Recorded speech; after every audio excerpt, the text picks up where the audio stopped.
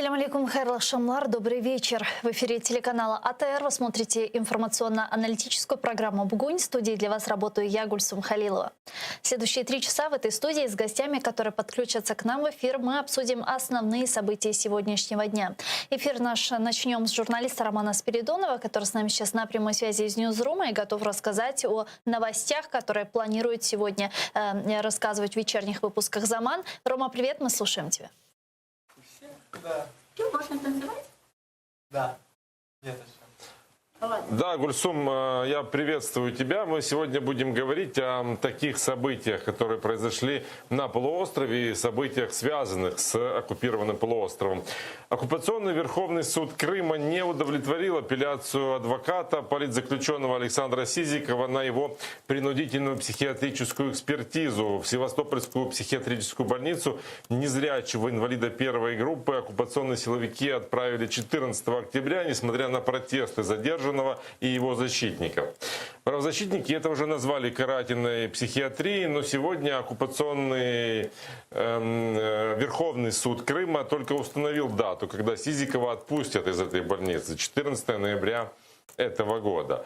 Александра Сизикова оккупанты задержали во время облав 7 июля вместе с 5 крымскими татарами. Во время обысков задержанным подбросили запрещенную литературу, а оккупанты обвиняют их в терроризме и участии запрещенной в России организации Хизбут Тахрир. Незрячего Сизикова даже обвиняют в том, что он якобы организатор террористической ячейки. Он известен тем, что в 2006 году принял ислам, потом в его жизни произошла трагедия, он попал под машину и потерял зрение. После этого стал активистом, не смирившись с массовыми репрессиями против крымских татар.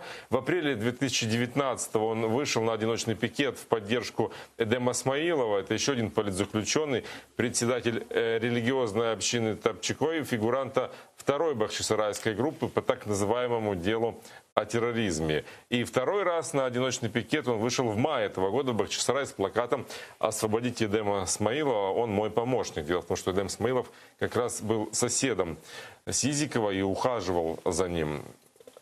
В Южном окружном военном суде в Ростове-на-Дону начались предварительные слушания по так называемому делу о терроризме фигурантов другой группы, третьей бахчисарайской группы крымских татар. Адвокаты безосновательно обвиняемых крымских татар ходатайствовали об отводе судьи и прокурора, а также об отводе защитников по назначению. Ростовский суд отказал в удовлетворении всех этих ходатайств и продлил срок ареста задержанных. 11 марта 2020 года в Бахчисарае прошли обыски. В домах крымских татар были задержаны 4: Сейтумер и Осман Сейтумеровы, Амед Сулейманов и Рустем Сейтмеметов. Их безосновательно обвинили в организации террористической организации и участии в Хизбут Тахрир. Вот о том, насколько продлили сроки и как развивается этот так называемый процесс, мы будем говорить в наших сегодняшних новостях. Будем говорить о ситуации с коронавирусом. Уже вся Украина оказалась в оранжевой и в красной зоне. Уже нет ни зеленых, нет регионов, где была бы благополучная ситуация с коронавирусом. И в это время Верховная Рада ввела штрафы за пребывание в общественных местах и транспорте без масок. Причем не просто без масок, а правильно надетых масок. При этом штрафовать нарушителей можно будет на месте. И нарушителям это будет стоить от 170 до 255 гривен. Ситуация в оккупированном Крыму с коронавирусом тоже достаточно сложная. Там от этой болезни умерло уже 6 пациентов. Таким образом, число умерших достигло 159 человек. За минувшие сутки там зарегистрировали 130 случаев коронавирусной инфекции, а в оккупированном Севастополе от коронавируса умерло 4 человека. Общее количество летальных случаев в городе уже составило 76 человек. И вот по данным Роспотребнадзора уровень заболеваемости COVID-19 в Севастополе выше, чем в среднем в оккупированном Крыму. Будем говорить и о том, чем закончился поход крымских татар к так называемому Совету Министров. Люди хотели встретиться с оккупационным главой Крыма Аксеновым для того, чтобы потребовать от него извиниться за оскорбительные высказывания в адрес людей, которые ехали в Ростов, чтобы поддержать фигурантов еще одной группы крымских татар, красногвардейской, которых обвиняют в терроризме. Вот Чем закончился этот поход, мы сегодня тоже расскажем в наших выпусках «Заман» в 19:00 на украинском и в 21:00 на крымско-татарском. Гульсум. Чохсагул Роман. Это был наш журналист Роман Спиридонов из Ньюзрума. Не пропустите вечерние выпуски новостей в 19:00 на украинском языке с Уринией Ситумеровой и в 21:00 на крымско-татарском языке с Шевкетом Наматулаевым. Ну а мы пока перейдем к обсуждению вышеупомянутых новостей. Вы также можете присоединяться к нашему эфиру на экраны ваших телевизоров. Режиссеры периодически выводят номер телефона. Звоните, задавайте ваши вопросы. +38 073 419 41 58. Можете нам звонить по Вайберу абсолютно бесплатно. Можете присоединяться по скайпу atr.tv. Это наш адрес. Действительно, сегодня ветераны крымско-татарского национального движения, активисты и родственники арестованных политических заключенных крымских татар утром собрались у здания оккупационного совета министров в Симферополе, чтобы встретиться с оккупационным главой Крыма Сергеем Аксеновым. Они считают, что Аксенов допустил некорректные высказывания в отношении их детей. Речь идет о посте оккупационного главы Крыма в Facebook, где он сообщил, что накануне вынесения приговора в Южном окружном военном суде в российском городе Ростов-на-Дону российские правоохранители остановили на так называемом Керченском мосту группу граждан, которые хотели поддержать фигурантов дела так называемого Хизбут-Тахрир. Это было порядка 200 человек, крымских татар, которые направлялись в суд, чтобы поддержать крымских татар, политических заключенных. Далее оккупационный глава отметил, что сам факт принадлежности Хизбут-Тахрир является нарушением российского законодательства, так же, как и поддержка терроризма. Супруга осужденного политического заключенного Сейрана Салиева, Мумине Салиева, заявила, что оккупационный глава Крыма должен объяснить, почему он считает людей, которые хотят поддержать своих родственников, террористами. С нами сейчас на прямой связи активист крымской солидарности Лютфе Зудиева. Лютфе Ханум, селям алейкум. Лютфе Ханум, расскажите, зачем сегодня активисты, ветераны крымско-татарского национального движения вышли к зданию оккупационного совета министров, чего требовали и чем это все закончилось? Насколько мне объяснили родственники политзаключенных, сегодняшний визит их был связан с тем, что они считают задержание на Керченском мосту, которое осуществлялось в ночь со 2 на 3 ноября, преступлением не только в отношении конкретных семей, а в отношении всего народа в целом, потому что люди ехали поддержать своих соотечественников, и они в нарушение норм даже действующего в Крыму законодательства были задержаны. Люди не должны удерживаться больше 3 часов без адекватных причин, которые позволяют их ограничивать в свободе. Вот люди достаточно эмоционально отреагировали на такое задержание, потому что это было ночью, достаточно прохладная температура, там были старики, женщины. И сегодня они вышли к зданию Совмина для того, чтобы таким образом показать свою реакцию и на задержание, и на комментарии Сергея Аксенова о том, что это было абсолютно правильным действием. Я так понимаю, что активисты, которые собрались под зданием Совета Министров, требовали каких-либо объяснений от оккупационного главы Сергея Аксенова, который к ним не вышел, но вышел Альберт Кангеев, насколько я знаю, правда? Да, действительно, к ним вышел Альберт Кангеев. Более того, он предлагал им диалог. Тем не менее, люди пришли туда не для того, чтобы, скажем так, слушать какие-то заявления, которые уже звучали через Facebook, и какие-то обещания о том, что они встретятся завтра или послезавтра, потому что аналогичная встреча была в июле месяце после массовых обысков.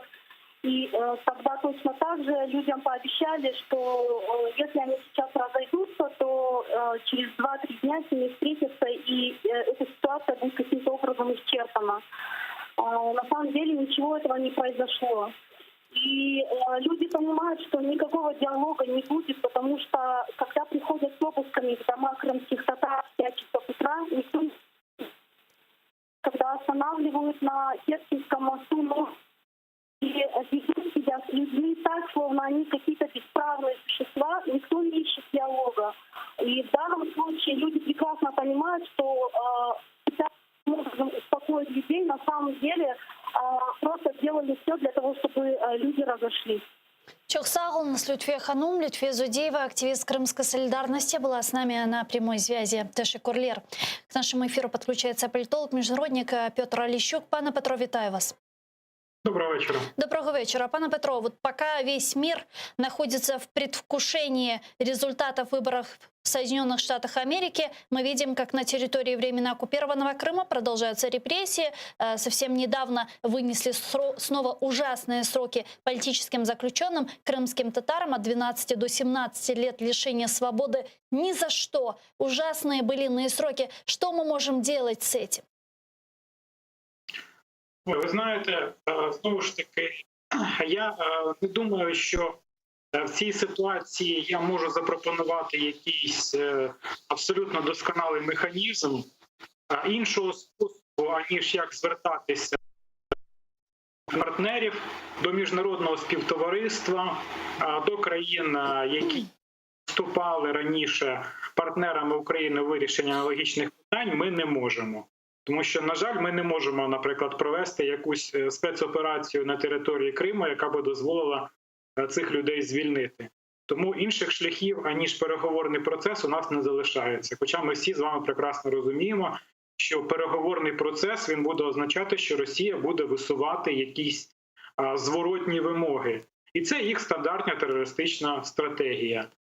Тобто, як терорист бере заручників, потім висуває вимоги, так і діють і вони. На жаль, ми бачимо черговий набір заручників, які, очевидно, будуть передувати висунення якихось чергових вимог. Активизировалась сейчас тема создания крымской платформы. Дипломаты, чиновники проводят ряд встреч с представителями западных государств и не только, и призывают представителей этих стран к участию в международной платформе по деоккупации полуострова. Как вы думаете, вот в рамках этой платформы можно ли решать какие-то гуманитарные вопросы, в том числе и освобождение политических заключенных? Я вважаю, що, в принципі, це може бути одним із перших і основних напрямків роботи цієї платформи, тому що нам справді необхідний майданчик, постійно діючий, де би ми ці питання могли вирішувати. Тому що, на жаль, поки що це вирішується виключно на основі якихось індивідуальних актів, в кожному конкретному випадку окремо. А це ж не якісь окремі питання, це системне питання.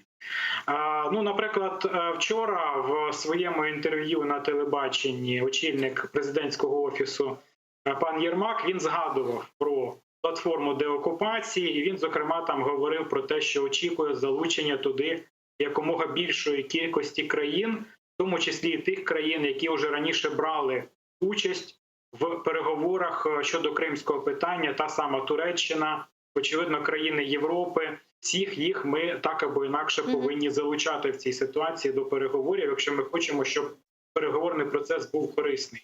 Ми знаємо, що раніше питання вирішувалися через посередництво Туреччини, тож я вважаю, що нам не обов'язково необхідно буде звертатися в тому числі до Туреччини.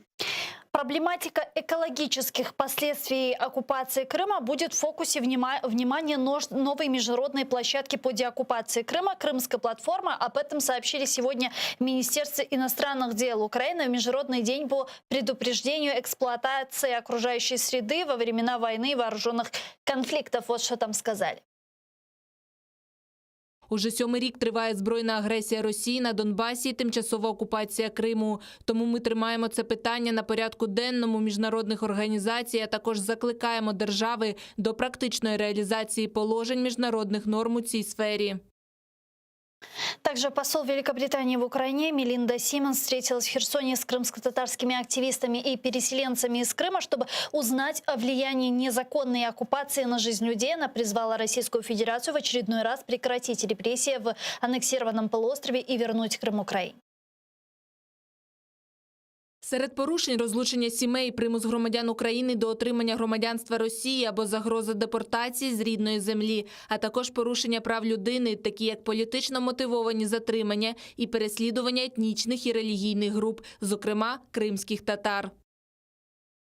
Также вчера министр иностранных дел Украины Дмитрий Кулеба заявил о планах проведения в мае 2021 года в Киеве саммита Крымской платформы. Об этом руководитель внешнеполитического ведомства сказал в онлайн-брифинге. Ця робота не буде зупинятися ані на день і увінчається вона самітом Кримської платформи, який пройде в Києві. І я сьогодні вже можу повідомити, що офіційно, що остаточно ухвалене рішення, що цей саміт Кримської платформи відбудеться у травні 2021 року.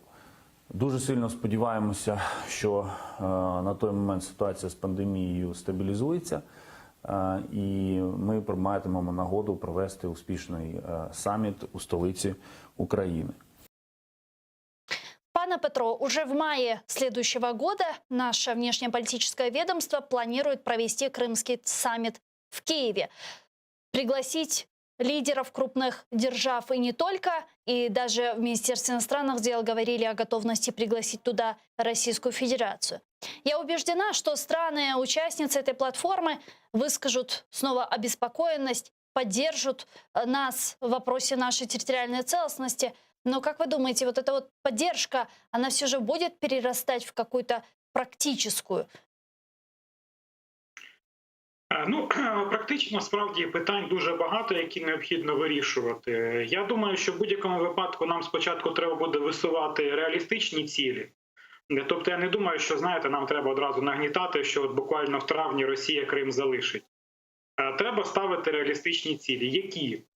Значить, нам необхідно піднімати питання про звільнення заручників. І я думаю, що в цьому контексті можливий прогрес, і ми можемо очікувати на певний результат, якщо справді ми одержимо міжнародну підтримку. Нам треба ставити питання про екологію, тому що справді російська окупація – це серйозний удар не лише по Україні, це загалом удар по світовій екології. Я думаю, що нам треба відповідним чином розробляти проекти міжнародних резолюцій, в тому числі на рівні Організації Об'єднаних Націй, домагатися їх ухвалення для того, щоб показати, що це не лише якась наша локальна проблема, це проблема светового масштаба. Ну а как это влияет? Вот к Новому году сейчас две резолюции Организации Объединенных Наций должна рассмотреть. Одна коснется прав человека на территории оккупированного Крыма. Это будет уже 5-я резолюция. А вторая коснется, и она будет уже второй, если я не ошибаюсь, то резолюция относительно милитаризации полуострова Черного и Азовского морей. Но ведь они носят все же рекомендательный характер. Россия их не выполняет. Абсолютно вірно, Росія нічого виконувати не буде, але ми не повинні розраховувати, що Росія в цій ситуації буде виконувати якісь правові приписи. Але в світі багато країн, для яких норми права – це не порожній звук. Ми повинні звертатися в тому числі і до відповідних судових структур, ми повинні домагатися від Росії компенсацій. Якщо ми правильно організуємо відповідні судові процеси, ми будемо одержувати ці компенсації недобровільно, шляхом арешту російської власності. Ми повинні робити перебування Росії в Криму максимально для Росії некомфортним. Некомфортним в плані ресурсів, які вони на це витрачають, некомфортним в контексті будь-яких відповідних додаткових витрат, які вони можуть платити за Крим. Тобто наша задача на даному етапі – це домагатися, щоб окупація для Росії була максимально більш дорогою, максимально менш комфортною, і щоб, зрештою, російське керівництво рано чи пізно задумалося, чи вартують ті витрати того, на що вони в цій ситуації йдуть. Давайте подключим к нашей беседе народного депутата Украины, фракция «Европейская солидарность» Ирина Фріз. С нами сейчас на прямой связи. Пани Ирина, витаю вас. Витаю. В каком случае платформа по деоккупации полуострова будет эффективной и приведет к желаемому результату, по-вашему? Платформа будет эффективной, если в ней будут принимать активное участие наши международные партнеры. Я убеждена, что вопрос аннексии Крыма и возвращения Крыма нужно выносить на максимально широкую международную плоскость для того, чтобы привлекать как можно больше участников, которые позволят Украине четко и последовательно отстаивать позицию в возвращении утраченных территорий. Как вы считаете, стоит ли рассчитывать на то, что будет в рамках этой платформы сформирована некая дорожная карта по деоккупации полуострова, если Российская Федерация в данной платформе участие принимать не будет, как, впрочем, она и постоянно заявляет, что тема Крыма для них закрыта? Я думаю, что у нас будет выработан как минимум проект предложения по дорожной карте, как вы говорите, возвращения Крыма. Более того, у нас официально есть документ, который называется «Стратегия возвращения оккупированных, аннексированных территорий». Поэтому а где этот документ? Мы просто его еще не видели, стратегия возвращения Крыма. Мы пока что этот документ не видели. Вы его видели? Я знаю, что на Кабмине концепция, которая является стратегией возвращения оккупированных, аннексированных территорий, была утверждена, по-моему, еще в прошлом году, если мне не изменяет память. Угу. Спасибо вам большое. И вот извините, я вас перебила, и я не услышала до конца ответа по поводу Российской Федерации. Пани Ирина, что это? Да, я вас слышу. Относительно с точки зрения Российской Федерации, которая не будет принимать, вернее, уже заявила о том, что она не готова принимать участие в данной платформе. Реакция абсолютно ожидаема, но это не означает, что Украина должна останавливаться в своих возможностях, создавать механизмы для того, чтобы держать в фокусе проблему аннексии Крыма и возвращения его в Украину, и постоянно держать в фокусе, в том числе и международную общественность, о нарушении прав и свобод на полуострове, которые осуществляет оккупант по отношению к местному населению. Дуже дякую вам. Чохсагл нас Ірина Фріс, народний депутат України, фракція «Європейська солідарність», була з нами на прямому зв'язку. Пане Петро, я предлагаю перейти к следующей теме, к следующей оккупированной территории. Это Донбасс. 5 ноября формирование Российской Федерации на Донбассе 11 раз нарушили перемирие, так называемое. Один военнослужащий Объединенных сил получил осколочные ранения, говорится в штабе ООС. Станом на 12-ту годину поточної доби зафіксовано 2 випадки порушення режиму припинення вогню. Зокрема, вранці з гранатометів різних систем та стрілецької зброї противник відкривав вогонь в районі Авдіївки, а поблизу Новолуганського здійснив декілька черг зі стрілецької зброї. Втрат серед підрозділів об'єднаних сил в результаті ворожих обстрілів не було. Как мы видим, вот вчера нарушили 11 раз перемирие, сегодня 2 раза нарушается перемирие. То есть правильно ли я понимаю, что как такового режима тишины все же на востоке Украины нет? Я просто хочу нагадати, що цей режим він діє понад 100 днів. Значить, за цей час, в принципі, ситуація була різною.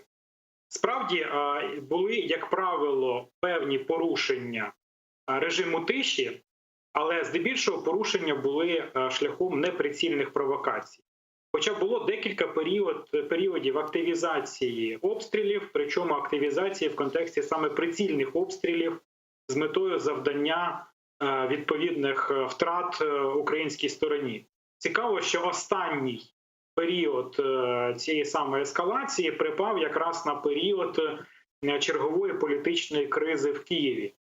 І раніше так само кожен відповідний період проведення, наприклад, серйозних переговорів, серйозних зустрічей на міжнародному рівні супроводжувалися відповідними активізаціями бойових дій з боку Росії. То есть вы все-таки связываете скандал вокруг решения Конституционного суда с обострением на востоке Украины? Я думаю, так. Якщо тим більше врахувати, що за великим рахунком цей скандал ініціювали проросійські сили Верховної Ради, які подали відповідний позов до Конституційного суду. Якщо згадати, які люди зараз є в Конституційному суді і хто їх призначав, то, як на мене, Росія вчергове демонструє гібридний підхід до дестабілізації в Україні.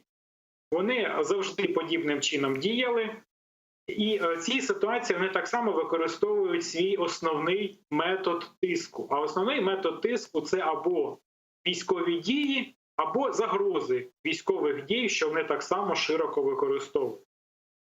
Водночас, за всіх цих проблем, які я озвучив і які озвучують так само у нас, і в принципі про це у нас постійно говорять, все одно внаслідок даного режиму, який діє, втрати на фронті суттєво менші, ніж рік тому за аналогічний період часу. Ми про це так само не повинні забувати. Тому, безперечно, ми це все повинні фіксувати, і ми повинні розуміти, що насправді Росія цим всім демонструє відсутність бажання до реальних переговорів, реального переговорного процесу. Але поки це дозволяє бодай зменшувати активність на фронті, я думаю, що ми не повинні якось, знаєте, так необачно відкидати всі відповідні напрацювання української дипломатії в цьому напрямку. Ну вот если говорить про урегулирование войны на востоке Украины, глава делегации Украины в ТКГ Леонид Кравчук, вы знаете, недавно озвучил план совместных шагов по полному прекращению конфликта и демилитаризации ОРДЛО, который предусматривает проведение там местных выборов 31 мая 2021 года. И вот некоторые народные депутаты Украины, в частности, народный депутат из фракции «Слуга народа» Виталий Безгин сказал, что глава украинской делегации в ТКГ не озвучивал парламентариям этот план совместных действий. Вот что он сказал. Те, що голова нашого представництва в ТКГ дозволяє собі такі заяви, це знову ж таки наражає на небезпеку і владу, і взагалі дискредитує українських членів ТКГ. Бо якщо ти вже кажеш подібні речі, то маєш чітко покроково розтлумачувати план. А зараз це виглядає знову як медійний вкид. Напевно, це трішки по граблях пана Фокіна в нас пішло. І я думаю, що якщо у представників ТКГ є план, а він вочевидь є, тому що ми вже мали спілкування з паном Резніковим з цього приводу, то спочатку потрібно це, мабуть, проговорювати бодай в закритому режимі з парламентарями і тільки після цього робити якісь заяви, які, зокрема, носять контраверсійний характер. Почему действительно глава украинской делегации в трехсторонней контактной группе не обсуждал и не озвучивал этот план совместных шагов украинскому парламенту? Ну, ви знаєте, мене насправді дивує, мене насправді дивує в цій ситуації заява народного депутата з однієї простої причини.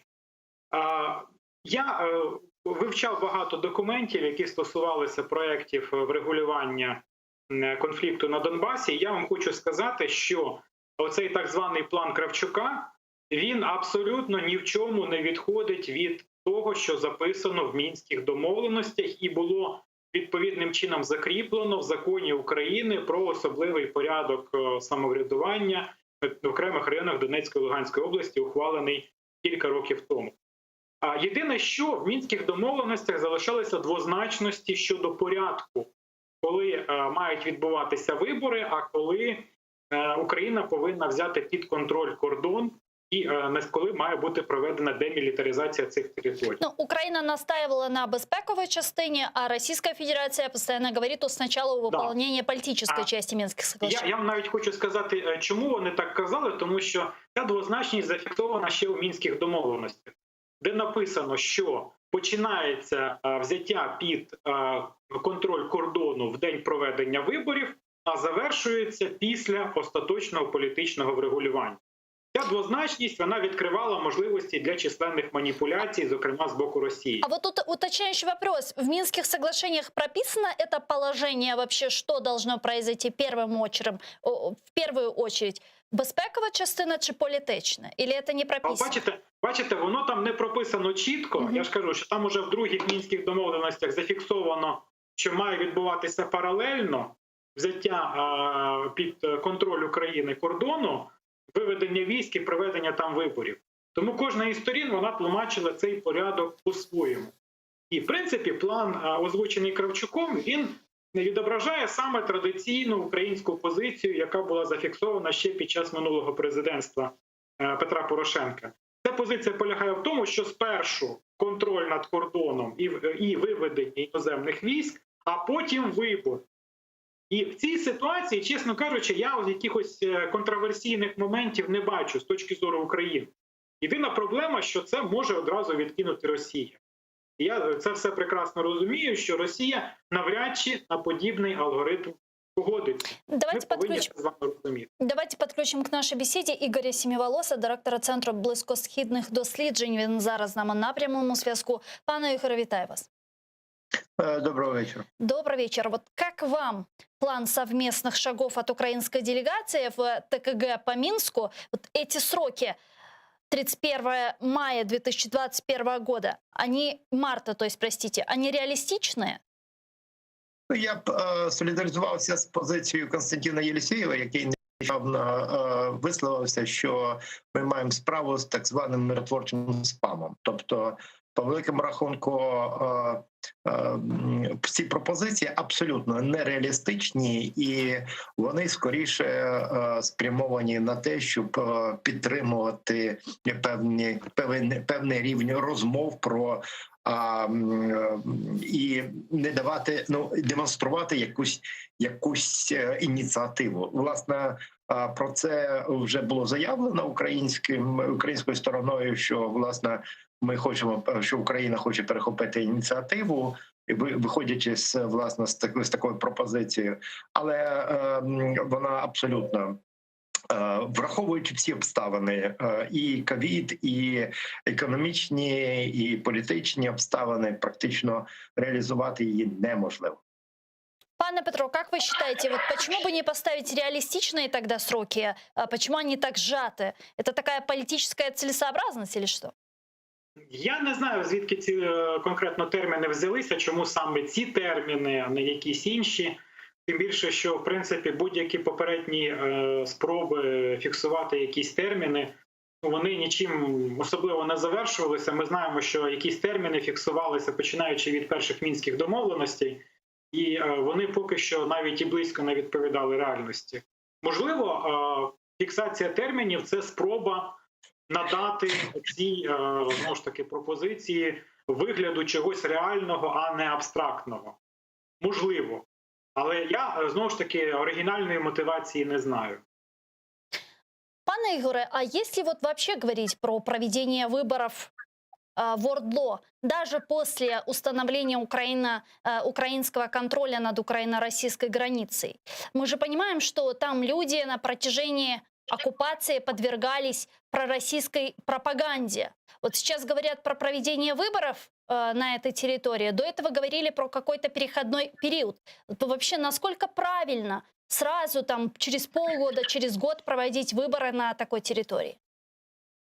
Це хороше питання, оскільки давайте згадаємо ситуацію, яка виникла з місцевими виборами в Україні, в Донецькій і Луганській області, де цілі населені пункти, ОТГ і великі міста були позбавлені права голосувати на місцевих виборах з міркувань безпеки.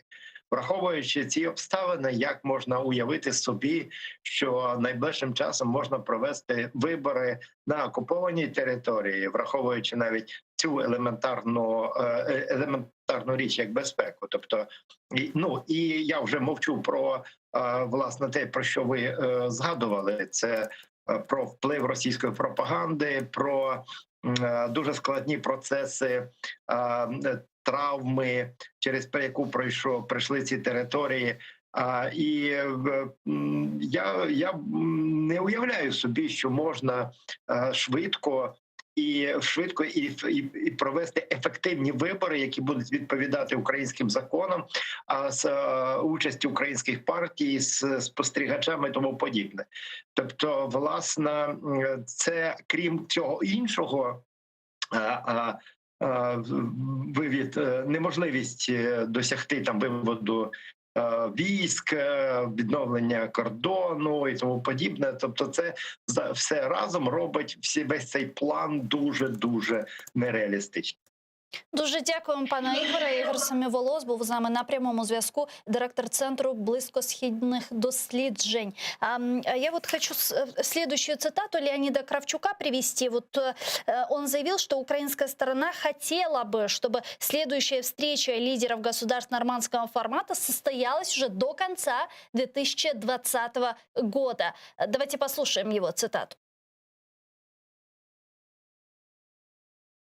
Щоб вони оцінили процес імплементації домовленостей, що зроблено, що не зроблено, і обов'язково обговорили умови безпеки і політичні умови для місцевих виборів. Щоб було точно і зрозуміло сказано, що місцеві вибори в ОРДЛО можливі лише в певних відповідних умовах. У президента Российской Федерации Владимира Путина уже отреагировали на планы Украины по достижению мира на Донбассе и отреагировали на заявление Кравчука относительно следующей встречи лидеров в нормандском формате. Вот что сказал Песков.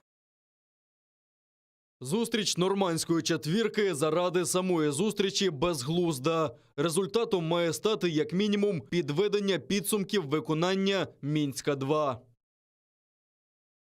Ну а сегодня украинские и французские президенты обсудили по телефону Донбасс и конституционный кризис. Президент Владимир Зеленский поговорил по телефону с Эммануэлем Макроном. Оба утверждают, что на Банковой сошлись на том, что новая встреча лидеров нормандского формата должна состояться как можно быстрее. Об этом пишет пресс-служба Офиса президента. Пане Петро, как вы считаете, какова вероятность того, что встреча 4 лидеров в нормандском формате состоится до конца 2020 года? Ви знаєте, складно таке прогнозувати, тому що ми пам'ятаємо, як складно відбувалася минула зустріч, як довго до неї йшли, як довго її не могли провести. Зрозуміло, що тут один стримуючий фактор – це позиція Росії. Україна готова проводити зустріч, наші європейські партнери готові проводити зустріч, Росія не готова. Що її може мотивувати в цій ситуації, я вам сказати точно не можу. А водночас мотивація може полягати в тому, що Росія так само, постійно працюючи на ескалацію, тим не менше періодично намагається показати свої якісь миротворчі ініціативи, показати свої прагнення до миру і тому подібне. Враховуючи зміни в світі, а вже фактично можна говорити, що швидше за все в Сполучених Штатах буде новий президент, буде нова конфігурація таким чином світових сил, Росія цілком може спробувати продемонструвати вчергове, знаєте, у них є такі от підходи, що вони з одного боку починають ескалацію і в той же час одночасно публічно намагаються показати свої якісь миротворчі ініціативи. Тому варіантів може бути багато. І за деяких варіантів справді ця зустріч може відбутися до кінця цього року. Хоча, звичайно, сама по собі ця зустріч вона не є якоюсь самоцінністю. Найголовніше – це кінцеві результати, які можуть бути у підсумку досягнуті і які попередньо мають бути узгоджені. Це, я думаю, найголовніше. Дуже дякую вам, пане Петро. Петро Оліщук, політолог, був з нами на прямому зв'язку. Чохсагумс. А мы переходим к следующей теме, которую уже не раз упоминали выше. Это скандал вокруг решения Конституционного суда Украины. В Верховной Раде Украины разные политические силы уже разработали около 10 законопроектов, которые касаются решения ситуации вокруг Конституционного суда.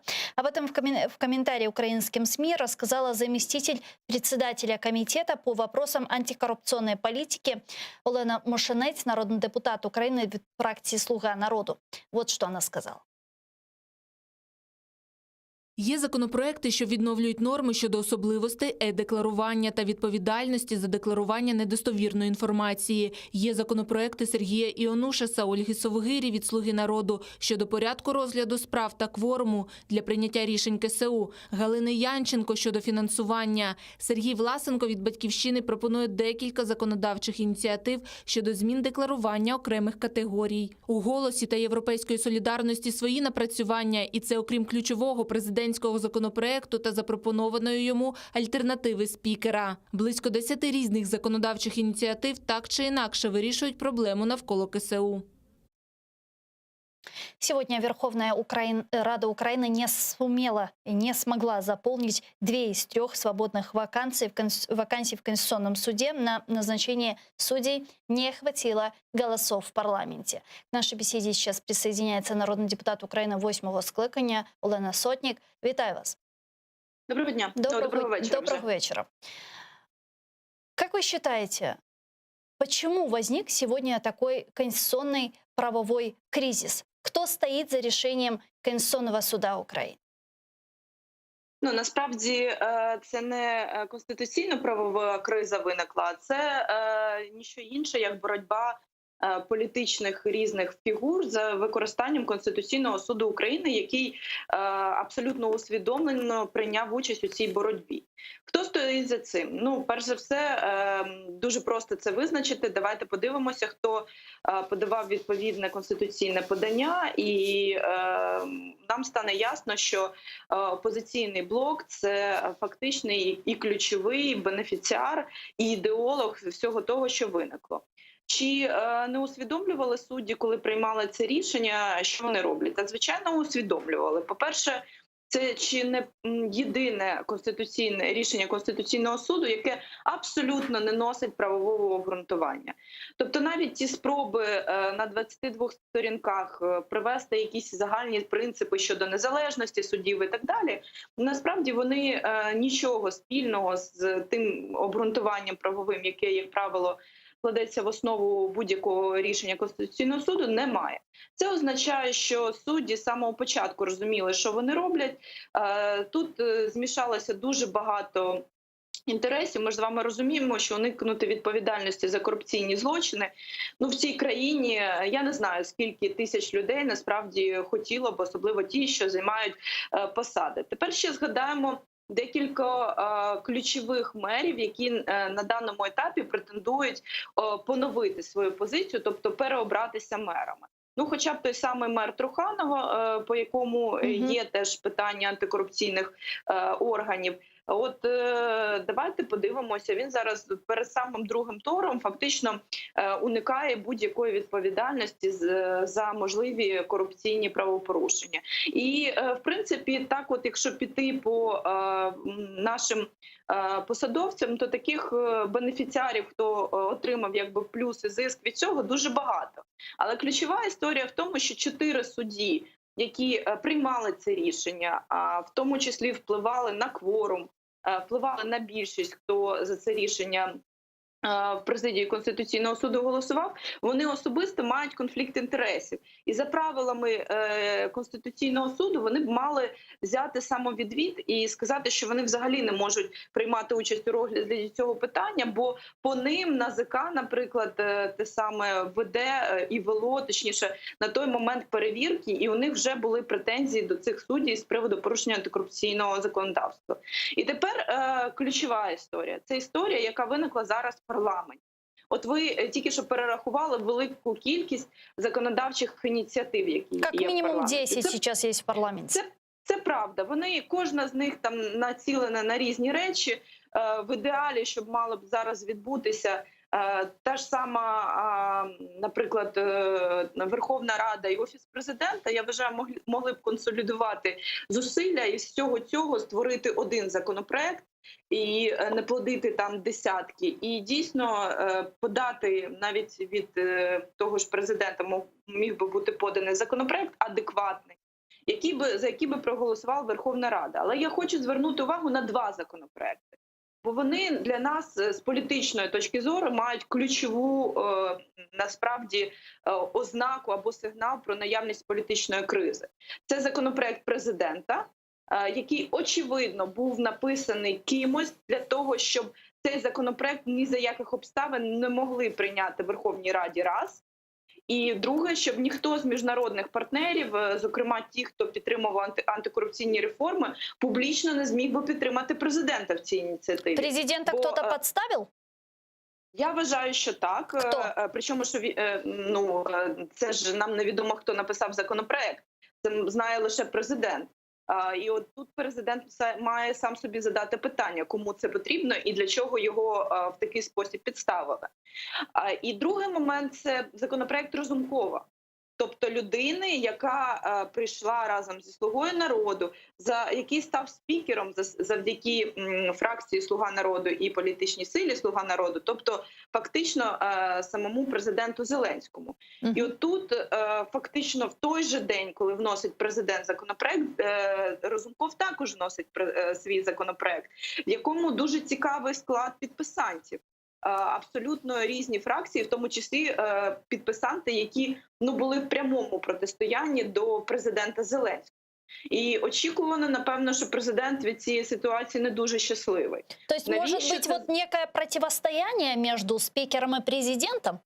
Воно, якщо навіть його і не було, то зараз воно точно виникне, тому що для президента це точно ознака того, що він з ним не грають в одній команді. Тобто спікер діє за власним, фактично на власний розсуд. І я не думаю, що спікер радився з Зеленським з приводу подачі цього законопроекту.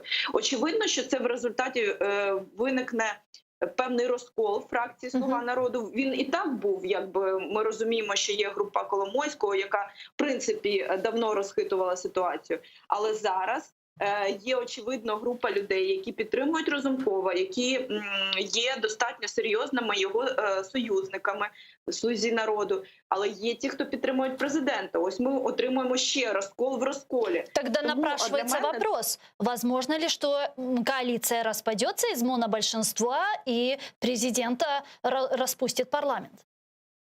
Ну, я б не була такою категоричною. Точно те, що депутати зараз взяли такий тайм-аут, так, не прийняли жодних рішень на цьому пленарному тижні. Це говорить про те, що рішення на сьогоднішній день просто немає об'єктивного. І точно, що ми ще побачимо якісь наступні рухи, в тому числі з боку, напевно, Офісу президента, а можливо і спікера. Але я прогнозую, що скоріше за все спікер відкличе власний законопроект. І тут велике питання, чи вистачить мудрості Зеленському усвідомити, що його дійсно підставили, і що за цим законопроектом стоїть єдина задача – це розколоти і так, скажімо так, дуже погано, нестабільну коаліцію.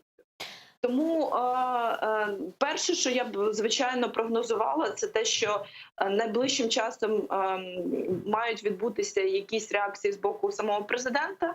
Якщо він продовжить стояти категорично на тому, що тільки мій законопроект і тільки в такому вигляді, я не бачу шансів, що цей законопроект пройде через парламент.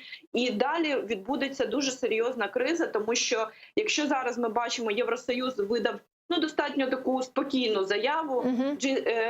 Посли семірки G7 теж видали таку достатньо спокійну заяву, то я думаю, що якщо найближчі тиждень-два не буде рішення цієї проблеми, наступні заяви будуть більш жорсткі. Давайте і тоді, коли ми опинимося перед ризиком зупинення безвізу, і люди, пересічні громадяни, усвідомлять, що вони можуть повернутися у черги за отриманням паспортів і віз, і сплатою там неймовірних просто державних мит і, можливо, платних цих віз по 500 тисяч євро, як це колись було. Я думаю, що тут збурення суспільства буде більш значне, і політики будуть змушені шукати рішення. Предлагаю подключить к нашей беседе сейчас народного депутата України от фракції «Європейська солідарність» Михайло Бондара. З нами він на прямому зв'язку. Пане Михайло, вітаю вас. Доброго вечера. Доброго вечера. Какой наиболее оптимальный вариант выхода из политического кризиса, в котором сегодня мы оказались вокруг решения Конституционного суда, вы видите? Вже заявляли неодноразово наші представники, що це в першу чергу залучення експертів міжнародних, це проведення прозорих конкурсів. І в першу чергу це відновлення якраз електронного декларування, за яким ми боролися останні 5 років і показували, що чиновник зобов'язаний показувати перед суспільством свої статки, і маєтки, і все остальне. Тобто це номер один. Це поетапність. В першу чергу відновити, далі прозорі конкурси і далі набирати залученням міжнародних експертів. Ну, если говорить о прозрачном конкурсе отбора судей, то нужно же что-то сделать с нынешним составом судей Конституционного суда Украины. Ну, ми написали їм звернення, в тому числі Європейська солідарність підписалася з закликом, щоб ті судді, які проголосували за таке рішення, написали добровільно та якби на звільнення. Але я вважаю, що всі рішення, які виносив Конституційний суд, це не без відома пана Зеленського. На жаль, попередні роки, коли я був депутатом 8-го скликання, я чудово розумів, що немає нічого тайного, яке рано чи пізно не ставало би явним.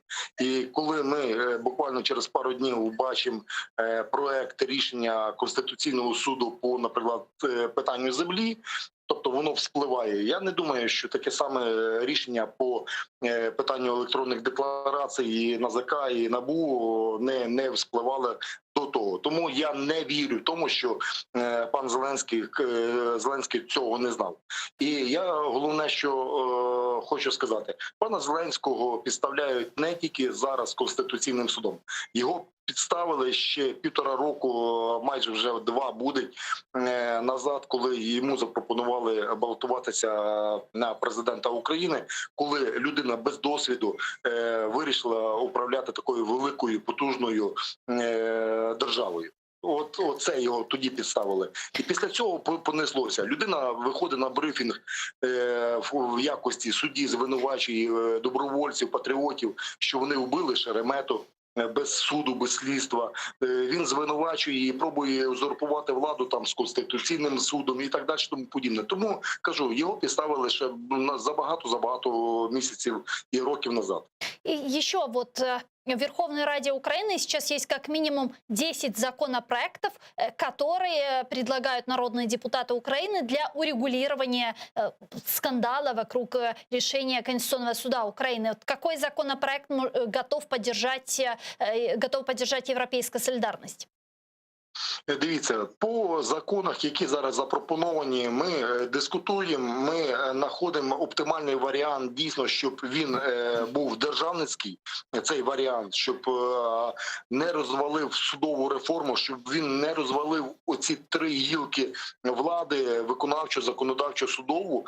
І ми будемо приймати рішення вже, коли ці законопроекти будуть виставлені в порядок денний, і тоді ми дійсно будемо приймати рішення. Тому що не один з тих законопроєктів не буде прийнятий в першому читанні. Вони всі будуть прийняті або в першому з доопрацюванням до другого. І зачасту це зовсім інші законопроекти, які пропонуються в першому читанні і виносяться в другому. Тому кажу, це все не можна однозначно сказати, наприклад, зараз, а треба буде аналізувати вже перед самим фінальним голосуванням. Дуже дякую вам. Михайло Бондар, народний депутат України, Європейська солідарність, був з нами на прямому зв'язку. Пані Олена, какой выход видите вы? Сейчас, как мы уже с вами несколько раз отметили, есть как минимум 10 законопроектов в Верховной Раде Украины. Законопроект Разумкова предполагает возобновление электронных деклараций. Народные депутаты из «Голоса» и «Слуги народа», в том числе, вот присоединился к Ярославу Юрчишину Александр Корниенко из «Слуги народа», который предполагает повысить количество кворума судей от 12 до 17, тем самым они блокируют работу Конституционного суда, и еще ряд законопроектов. Какой из этих законопроектов был бы наиболее оптимальным и правильным в разрешении конфликта и скандала, который возник сегодня? Ну, я думаю, що кожен з цих законопроєктів окремо не може вирішити проблему, яка сьогодні виникла. Кворум – це технічне рішення, яке в результаті призведе до серйозних загроз в майбутньому. Ну, тобто ми на сьогодні заблокуємо діяльність суддей, а завтра хтось завдяки тому, що контролює 1 чи 2 суддей, може заблокувати інше важливе рішення, наприклад, по дійсно неконституційному якомусь закону, який буде порушувати масово права громадян. Ось вам уже і інша сторона цієї медалі. Що б робила я?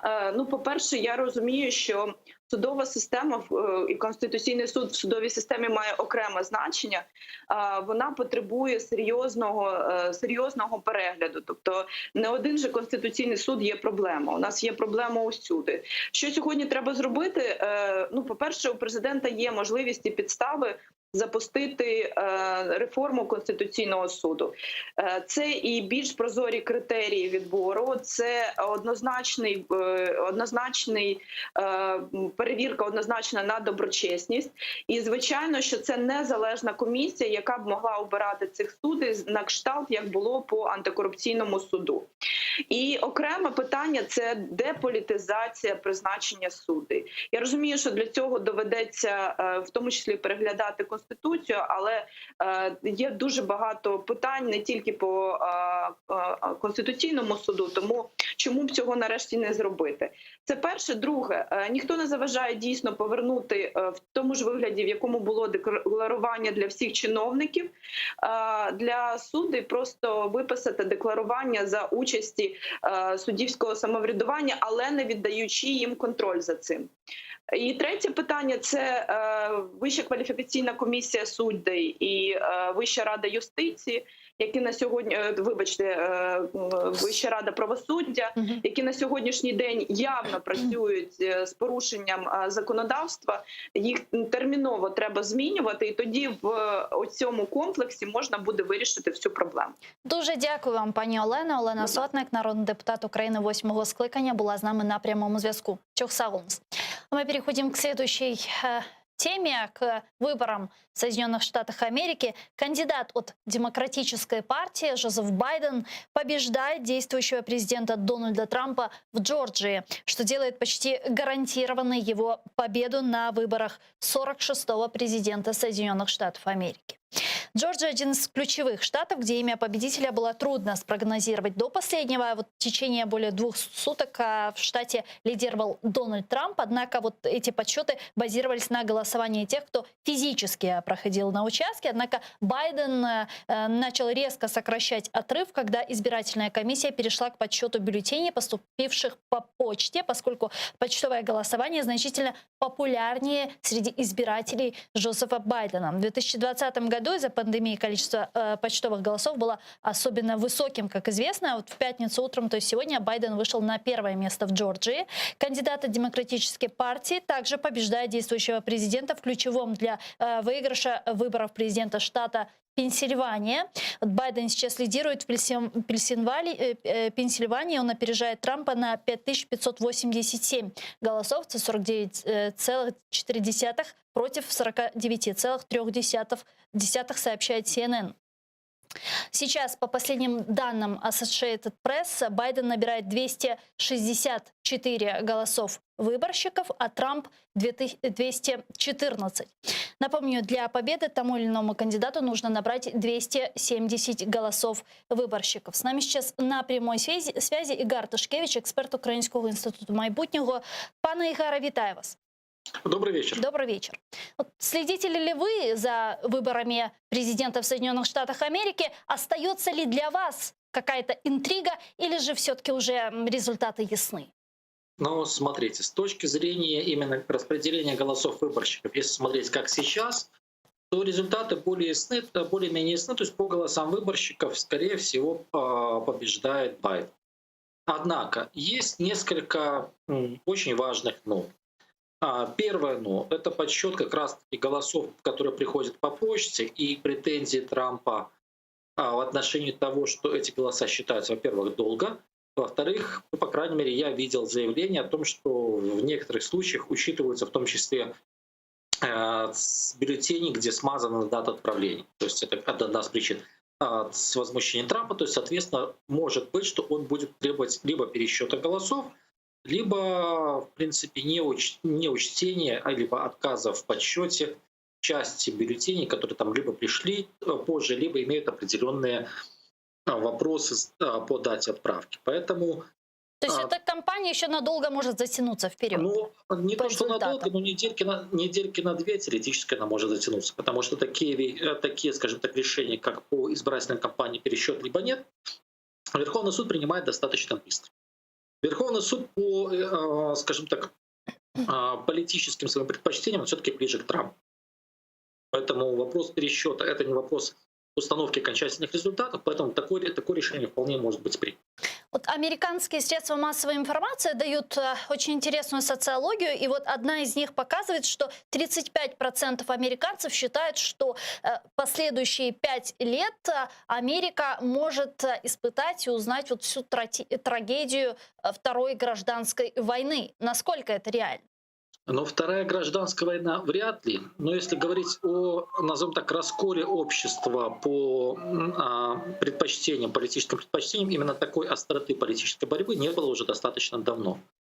И учитывая то, что сами кандидаты, они идут примерно с равными показателями, то есть плюс-минус, то есть, естественно, уровень накала весьма велик. И, по крайней мере, в первый год президент Америки — это фактически будет президент половины населения Соединенных Штатов Америки, независимо от фамилии. И одна из его задач — это будет как раз-таки выйти за пределы этой половины, то есть стать президентом для всех граждан США. И это нелегкая задача, поскольку будет кризис недоверия со стороны части. Плюс второе — это то, что в любом случае мы имеем сегодня примерно равенство, ну, там, с небольшим привесом либо республиканцев, либо демократов, но примерно равенство в Конгрессе и в Сенате. То есть, соответственно, и законопроекты не будут проходить в таком режиме, который бы позволял президенту говорить о том, что все ветви власти работают скоординированно и синхронно. Оппоненты Дональда Трампа, представители демократической партии, говорят о том, что американская либеральная демократия может не пережить просто второго срока Дональда Трампа. Как вы считаете, так ли это действительно? Но вопрос, что воспринимать под либеральной демократией.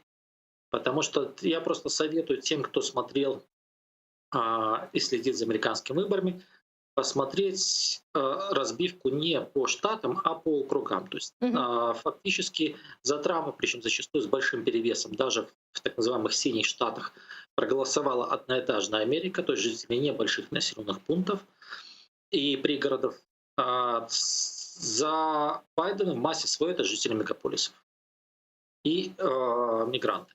Поэтому вопрос снова-таки, что считать либеральной демократией, что воспринимать. То есть если это в первую очередь голоса мигрантов и в первую очередь голоса больших мегаполисов, то да, для них это будет сложность, потому что Трамп все-таки будет проводить несколько иную политику, в том числе в отношении гражданских свобод. Если же говорить именно о том, что вот американцы Среднего Запада называют как американские ценности, то для них Трамп как раз-таки это то, что они представляют для себя как, ну, если не идеал, то, по крайней мере, воплощение работы президента.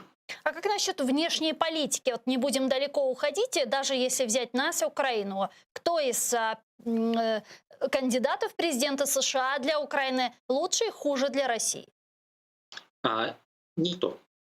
И в первом и во втором случае, поскольку первый год для любого президента, независимо от фамилии, превалировать будет внутриполитическая повестка, то это означает, что резких шагов на внешнеполитическом поле вряд ли можно ожидать. Раз. Второе, если мы говорим о продолжении линии внешнеполитической, то я хочу отметить как раз-таки кульбит в тезисах демократов, которые буквально 2 месяца назад признали, что внешнеполитическая линия, которую проводила администрация Трампа, она на 80% якобы хорошая, но ее надо усовершенствовать. То есть общий тренд на выход Соединенных Штатов Америки из конфликтных площадок и перекладывание ответственности, перекладывание, в том числе представления своих интересов на коалиции других государств, которых США поддерживают, этот тренд сохранится.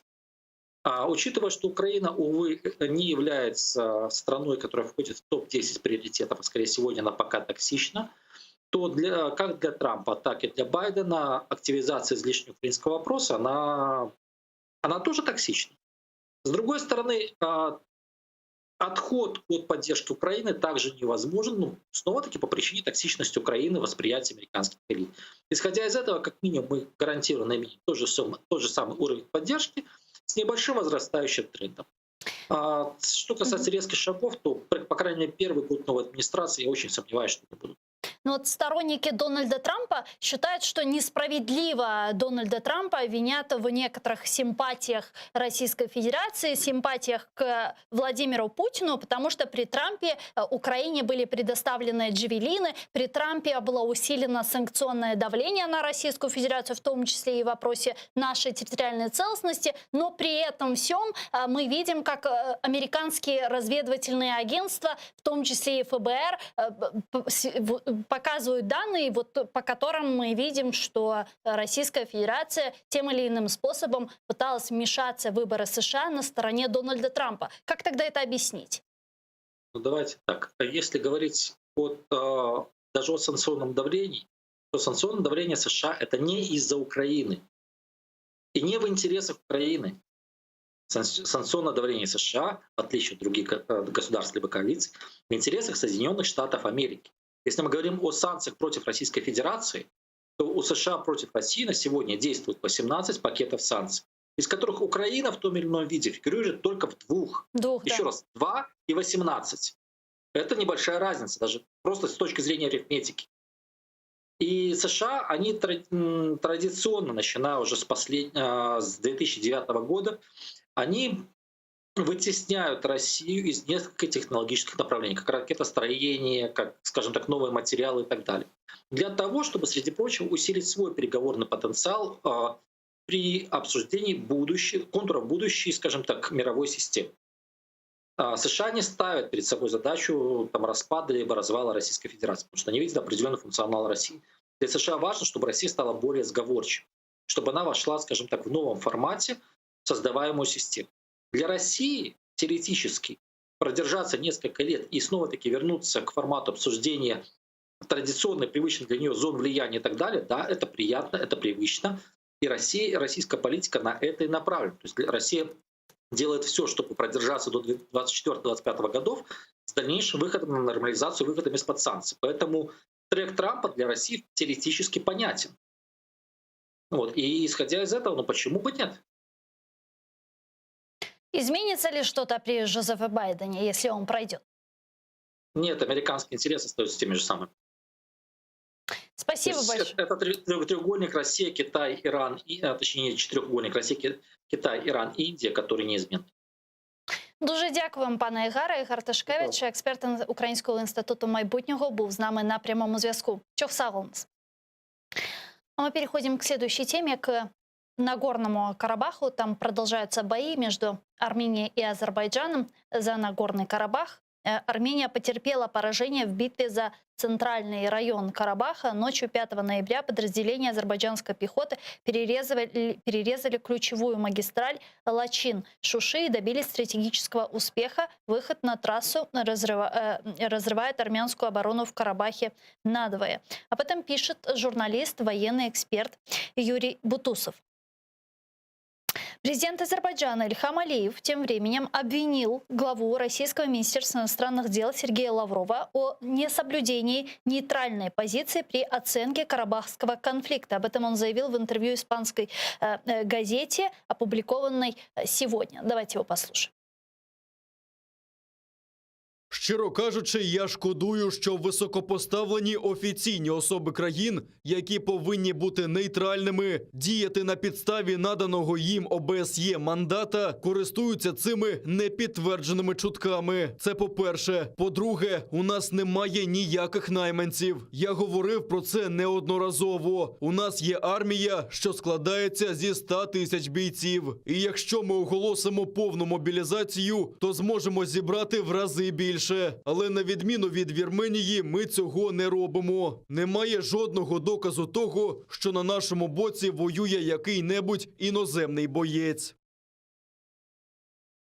Напомню, до этого министр иностранных дел Российской Федерации Сергей Лавров заявлял о том, что в Нагорном Карабахе якобы воюет примерно 2000 наемников.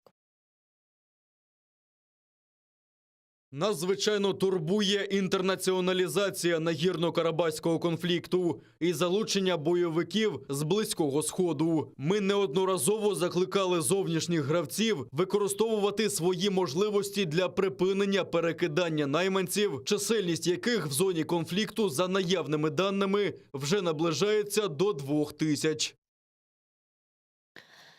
Политический аналитик Али Гаджизаде присоединяется к нашему эфиру. Алибей, селям алейкум. Салам. Джумлемызге хайырлы olsun. Алибей, какая сегодня ситуация в Нагорном Карабахе? С какой интенсивностью продолжаются боевые действия? Вот у нас в Украине военные эксперты пишут о том, что вот ночью подразделения азербайджанской пехоты перерезали ключевую магистраль Лачин-Шуши, добившись стратегических успехов. Так ли это? Боевые действия продолжаются на нескольких направлениях. На южном направлении, это уже точнее юго-западное направление, это Губадлы и Лачин. Военные части Армении оставили несколько позиций и отступили, и оставили определенное количество техники, за что им спасибо. Армянские военные отступили в Ходжавенском направлении и отступили с определенных позиций, с высот, в направлении Агдера. Что касается трассы, которая соединяет, значит, основную часть Нагорного Карабаха с Арменией, то часть этой трассы, по всей вероятности, находится под контролем азербайджанских диверсионно-разведывательных групп. Другая часть трассы находится под огнем азербайджанской армии, что означает то, что армянская группировка в Нагорном Карабахе фактически находится в окружении, потому что единственная главная дорога, по сути дела, перекрыта. То есть фактически Лачин перекрыт, правильно я вас понимаю? Лачин — это город, через который проходит эта трасса. Просто из-за того, что трасса проходит через город, ее так называют Лачинский коридор. Но после Лачина трасса достаточно проходит через горную местность и идет до Шуши, оттуда до Ханкянды. Вот на отрезке между Лачином и Шушой эта трасса перекрыта. Недавно президент Азербайджана Ильхам Алиев заявлял о готовности остановить боевые действия в Нагорном Карабахе в случае, если Армения возьмет на себя обязательства и предоставит график вывода войск из Нагорного Карабаха. Вот прослеживаете ли вы какую-то готовность со стороны Армении брать эти обязательства на себя? Президент Алиев с первого дня, на самом деле, выступает с таким заявлением и предложением одновременно. Но мы видим, что с армянской стороны таких намерений нет, и, скорее всего, их не будет. Я, например, глубоко убежден, что таких намерений не будет. И они призывают к военным действиям до последнего, до конца. Но тут, походу, конец будет на их стороне, то есть конец будет их армии. И я не думаю, что они сейчас на это пойдут. То есть правильно ли я понимаю, что в таком случае азербайджанская армия тоже идет до конца? И военная фаза конфликта не прекращается? Безусловно, потому что, как мы с вами до этого тоже говорили, это война для Азербайджана, отечественная война.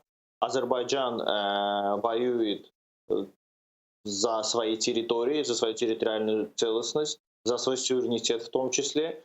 И, конечно же, мы не остановимся, пока все эти оккупанты не покинут наши территории. В разном виде. Они могут покинуть эти территории в гробах или же покинуть эти территории на транспорте или пешком. Но, тем не менее, мы видим, как на руководство Азербайджана, на Ильхама Алиева оказывается давление со стороны Европы, Соединенных Штатов Америки, Российской Федерации, которые пытаются навязать перемирие на своих условиях. Как быть с этим? Знаете, Гюльсüm, Азербайджан с самого момента своей независимости подвергается давлению. Потому что, вы знаете, Азербайджан крупный экспортер нефти, крупный экспортер газа. Очень многие страны хотели бы взять все это под свой контроль. И начиная с 1993-1992 года Азербайджан подвергается давлениям. Мы и наше, конечно же, политическое руководство, мы уже к этим давлениям привыкли. И, как вы видите, эти давления пока что ни к чему не привели. И эти страны должны понять, что давлением от Азербайджана ничего не добиться. Азербайджан продолжает свои действия и будет продолжать. Безусловно, все меры для противодействия к этому давлению принимались не одно десятилетие, сейчас принимаются, будут приниматься впредь. То есть я просто не хочу злоупотреблять временем передачи, это немножко длинный вопрос. Мы подвергались давлению, когда мы строили экспортный нефтепровод, очень серьезному давлению, когда мы строили экспортный газопровод, когда мы подписывали контракт века и так далее, и так далее. То есть для нас не привыкать. Это Азербайджан постоянно находится под давлением. Именно поэтому для Азербайджана это война, отечественная война, потому что Азербайджан в том числе и еще раз воюет за свой суверенитет. Сегодня ваш премьер-министр Али Асадов заявил о попытках Еревана вовлечь страны ОДКБ в Карабахский конфликт. Об этом он сказал на заседании Совета глав правительств СНГ. Предлагаю вместе его послушать. Нам, надеюсь, и всем присутствующим понятно, что, обстреливая со своей территории азербайджанские города, расположенные вдали от зоны конфликта, Армения пытается заставить Азербайджан открыть ответный огонь по территории Армении и тем самым втянуть в конфликт третьи государства, в частности, государства-члены ОДКБ, и расширить географию боевых действий. Хочу еще раз подчеркнуть, что боевые действия ведутся не на территории Армении, а на международно признанной территории Азербайджанской Республики.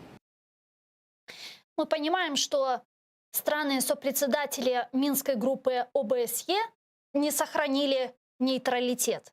Речь идет о Российской Федерации, Франции и Соединенных Штатах Америки. И сейчас Пашинян призывает к помощи Российской Федерации, приводит вот этот договор об ОДКБ. Как вы считаете, может ли на каком-то этапе Российская Федерация вступиться за Армению? Знаете, мы не исключаем никакую вероятность. Да, мы не исключаем никакую вероятность. Мы не исключаем такой сценарий тоже. Безусловно, политическое руководство, военное руководство все эти сценарии давным-давно уже рассмотрело и разработало план реагирования на каждый из сценариев. Но я хочу подчеркнуть две вещи.